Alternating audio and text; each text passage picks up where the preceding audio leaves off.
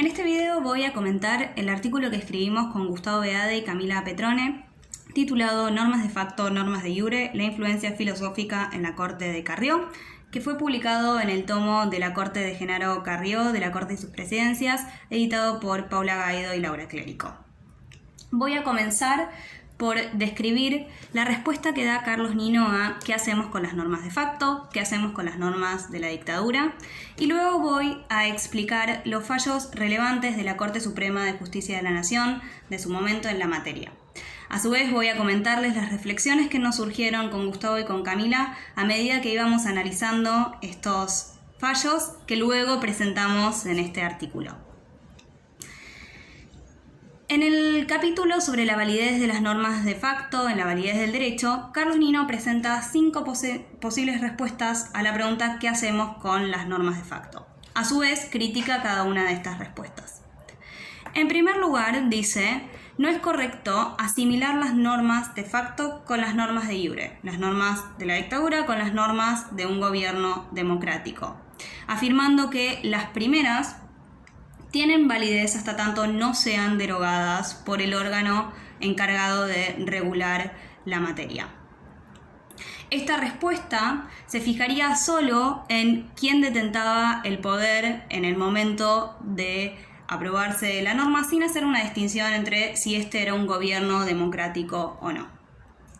Una segunda posible respuesta a la pregunta es afirmar que las normas de facto son válidas hasta tanto no sean derogadas por el órgano encargado de regular la materia, con excepción de algunas normas, como lo son las normas penales, en donde la Constitución nos dice que deben ser aprobadas por el Congreso.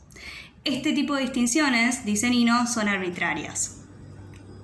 En tercer lugar, nosotros podríamos pensar que las normas de facto, podríamos responder que las normas de facto son válidas hasta tanto no sean derogadas, pero que esto puede realizarlo o bien el Congreso u otro órgano de gobierno.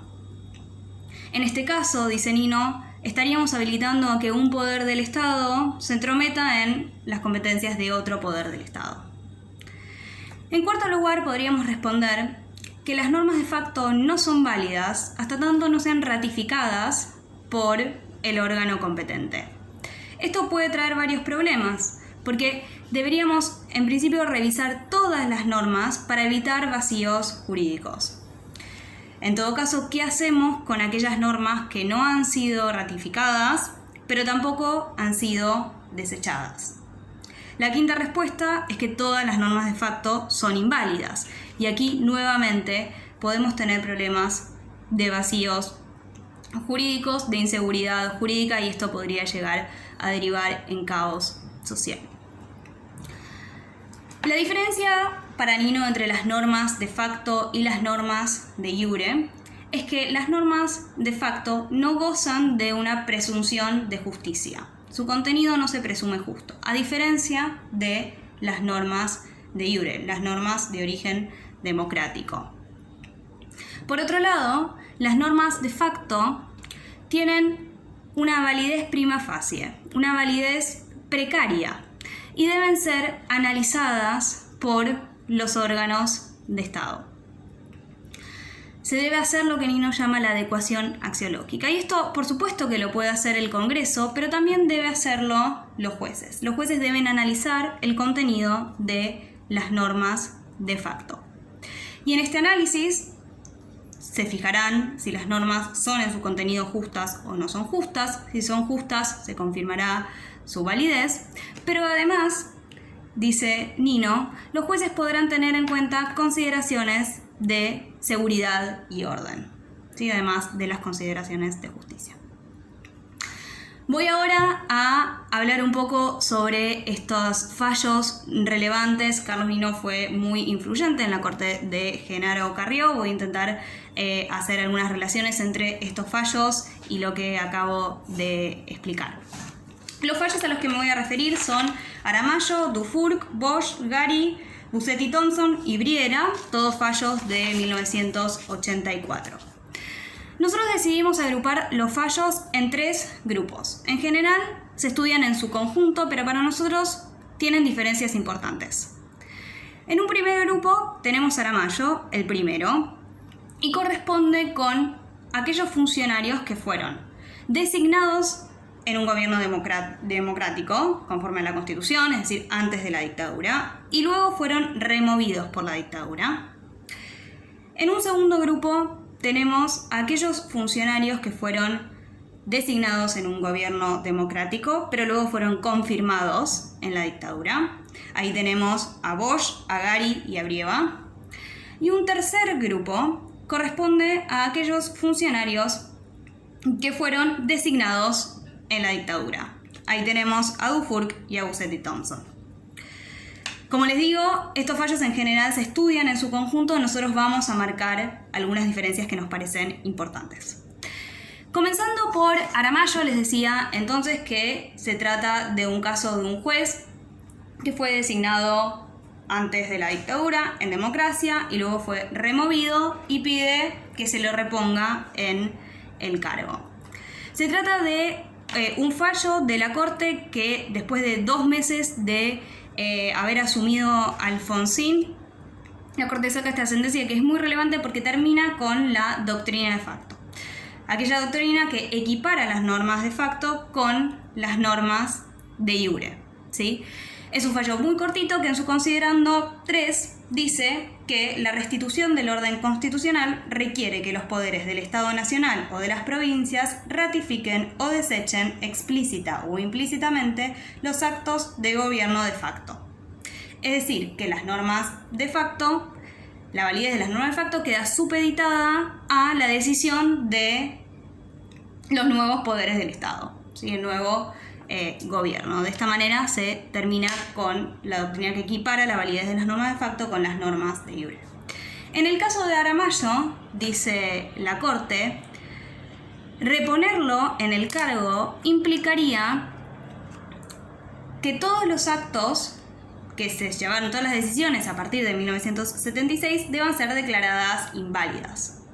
Y por lo tanto, por un tema de seguridad jurídica, la Corte decide no reponer a Aramayo en el cargo. En primer lugar, nosotros señalamos que en este artículo que esta conclusión de la Corte no se deriva, a nuestro entender, de la premisa. Es decir, la Corte podría reponer a Aramayo en el cargo no implica necesariamente declarar inválidas todas las decisiones del medio. Podríamos pensar, de hecho, como decía Nino, que se analice la validez de las decisiones utilizando criterios de seguridad jurídica.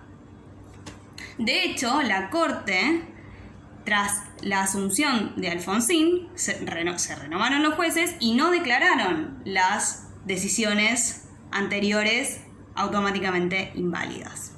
Así que ese es uno de los puntos que nosotros resaltamos sobre el fallo de Aramayo. Luego, en el caso de Dufourcq, la Corte utiliza la doctrina de Aramayo, pero este caso es más sencillo, porque se trataba de un juez nombrado en dictadura. Entonces, la Corte dice que la garantía de inamovilidad de los jueces que fueron designados en dictadura quedaba supeditada a la decisión del gobierno democrático. El caso es distinto, las circunstancias fácticas del caso es distinto, pero la doctrina se aplica de forma bastante sencilla. El caso de Busetti Thompson es bastante similar al caso de Dufourcq, con lo cual no me voy a detener mucho en este caso. El caso Bosch nuevamente plantea ciertas dificultades, es un caso distinto, porque como les decía, pertenece al segundo grupo, que son aquellas personas que fueron designadas en el gobierno democrático y luego fueron confirmadas en la dictadura. Aquí la Corte dice que estas confirmaciones operan como un título nuevo, es decir, estas personas están en la misma situación que lo estaba Dufourcq o las personas que fueron designadas en la dictadura, con lo cual aplica la doctrina de Aramayo de forma directa. Esto, a nuestro entender, también es problemático. Los casos de Gari y de Brieva se asemejan al caso Bosch, entran en este grupo de casos. Como podemos ver, los hechos de los precedentes son distintos y para nosotros esto es relevante. Las circunstancias fácticas de Aramayo difieren de las circunstancias fácticas de los otros casos. Por eso es que nosotros nos preguntamos si se trató de una nueva doctrina, una doctrina única, o se trató de una multiplicidad de reglas. La Corte en esta época tuvo un papel muy importante y a su vez muy difícil en la historia de nuestro país. Después de 30 años de estabilidad institucional, nos preguntamos si la Corte no usó en estos casos principios utilitaristas. Era necesario contar con jueces que sigan en la democracia el ideal democrático, que estén comprometidos con este ideal democrático. Y posiblemente los jueces de la dictadura no lo hayan estado.